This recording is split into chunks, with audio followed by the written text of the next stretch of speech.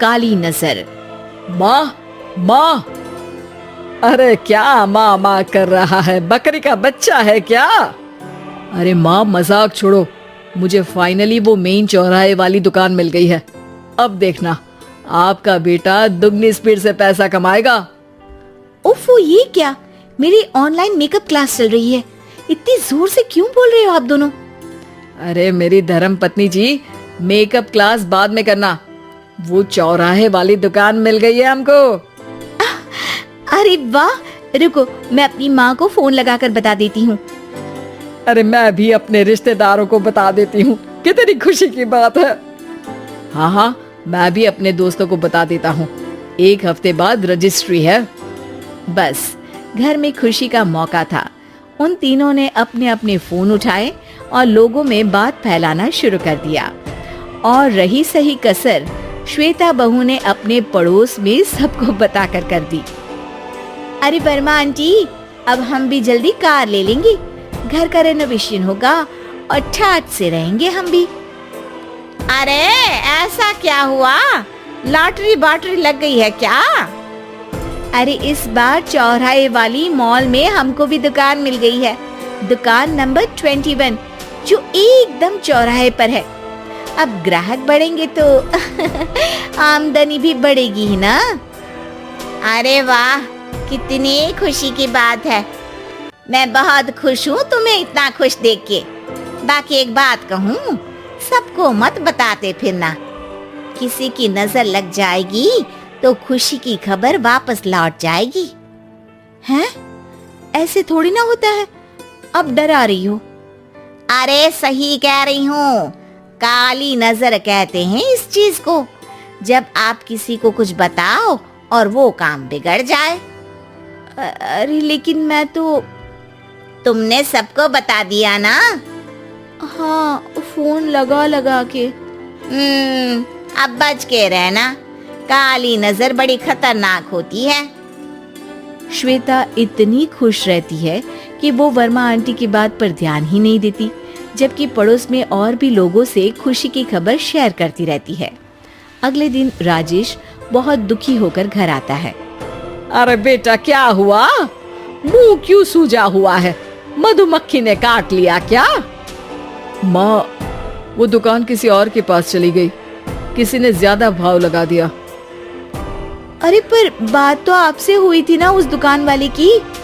हाँ, आज मैं टोकन अमाउंट देने गया था, तब मुझे पता चला कोई आकर सुबह मुझसे पहले ही ज्यादा अमाउंट दे गया। काली नजर। क्या कहा? वर्मा आंटी ने समझाया था कि किसी को बताना मत, वरना काली नजर लग जाएगी। अच्छा, तुम्हें उनकी बात मान लेनी चाहिए थी। उनकी बात मान लेती, लेकिन उसके पहले ही सबको बता चुके थे ना हम तीनों। अरे अगली बार से ध्यान रखेंगे, कोई भी नई चीज होगी तो किसी को नहीं बताएंगे। तीनों कुछ दिन ऐसे ही रहते हैं, पर एक दिन श्वेता को एक मेल आता है। राजेश, मेरा ऑनलाइन मेकअप कोर्स कंप्लीट हो गया, अब मैं खुद का पार्लर खोल सकती हूँ। अरे वाह, अपने मोहल्ले में ही खोलते हैं? ये जो घर के सामने दुकान है ना, वहीं? हाँ, यहाँ सस्ती भी मिल जाएगी। अगले दिन श्वेता वर्मा आंटी के पास जाती है मिठाई का डब्बा लेकर। अरे आओ आओ, कैसे आना हुआ?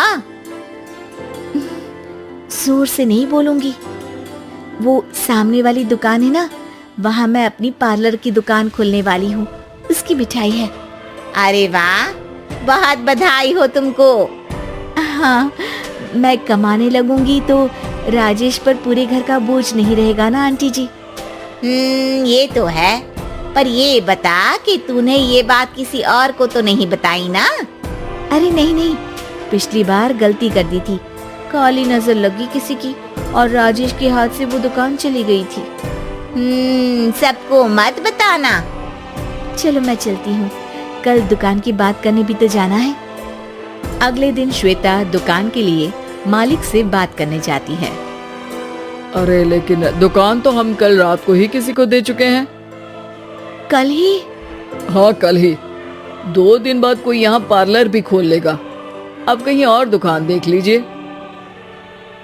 अरे पर हमको भी तो पार्लर ही खोलना था। भाई एक ही दुकान है, आधी आधी तो नहीं दे सकता ना मैं। राजेश और श्वेता घर पर हताश होकर आ जाते हैं। इस बार तो किसी को बताया भी नहीं था, अब किसकी काली नजर लग सकती है। सुनो, तुमने माँ को बताया था क्या? अरे कैसी बात कर रही हो, माँ की नजर थोड़ी ना लगेगी। पक्का तुमने किसी को नहीं बताया था ना? सिर्फ वर्मा आंटी को बताया था, उन्होंने ही मुझे किसी को नहीं बताने को कहा। अरे यार तुम भी सही हो, मेरी माँ को नहीं बताने को कह रही हो, पर वर्मा आंटी को बताना तुम्हें जरूरी लगा। अरे वर्मा आंटी ने ही तो काली नजर के बारे में बताया था ना, वो हमेशा हमारा भला ही तो चाहती है। मेरी माँ भी हमारा भला ही चाहती है। अरे पर चिल्ला क्यों रहे हो, बात नहीं कर सकते क्या आराम से? नहीं आता वो आराम से बात करना, और करना भी नहीं चाहता हूँ मैं। दुकान जाने का दुख गुस्से में बदल गया था और राजेश और श्वेता में बात बंद हो गई थी। 2 दिन बाद मोहल्ले में पार्लर का इनॉग्रेशन हुआ, जिसमें मोहल्ले के सभी लोगों को बुलाया गया, पर श्वेता, राजेश और माँ नहीं जाते। माँ अंदर आ जाओ, क्या देख रही हो? अरे नया पार्लर देख रही हूँ अपने आंगन से।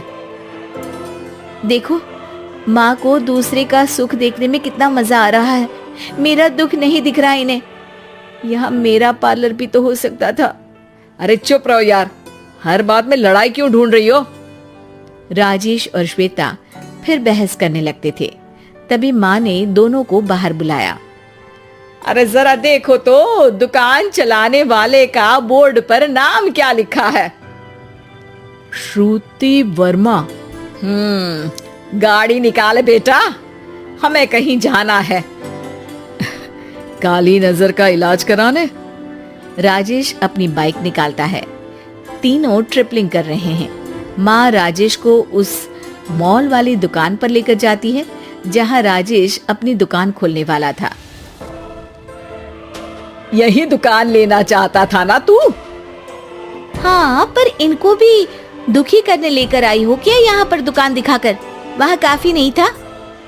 अरे श्वेता थोड़ा सब्र रख, अभी पता चलेगा कि हम यहाँ क्यों आए हैं। बता, इस दुकान चलाने वाले का नाम क्या है? अनुपम वर्मा। कुछ समझ में आया? वो दुकान वाली श्रुति वर्मा, ये दुकान वाला अनुपम वर्मा, और हमारे पड़ोस में हमने उस दुकानों के बारे में बताया किसको था? अब वर्मा आंटी को। मतलब वर्मा आंटी ही हमारा काम बिगाड़ रही है? नहीं नहीं, ऐसा नहीं हो सकता, ये बस इत्तेफाक है। राजेश अपना फोन निकालता है और श्रुति वर्मा और अनुपम वर्मा के नाम फेसबुक पर सर्च करता है, जहां ये दोनों ही वर्मा आंटी के रिश्तेदार होते हैं। श्वेता को समझ में आ जाता है कि वर्मा आंटी की ही नजर काली नजर है। अब क्या करना है? कोई भी खुशी की खबर हो तो काली नजर से बचना है, यानी वर्मा आंटी से बचना है। अरे पर मुझे ये समझ में नहीं आया कि वो हमारे साथ ऐसा क्यों करेंगी। अरे बेटा, एक सीख है, दूर के आदमी को आपकी तरक्की से कम परेशानी होगी, पड़ोसी को ज्यादा। दोनों माँ की बात में हामी भरते हैं और अगला काम चुपचाप करने की कसम खाते हैं, ताकि आगे से वर्मा आंटी कोई काम ना बिगाड़ सके।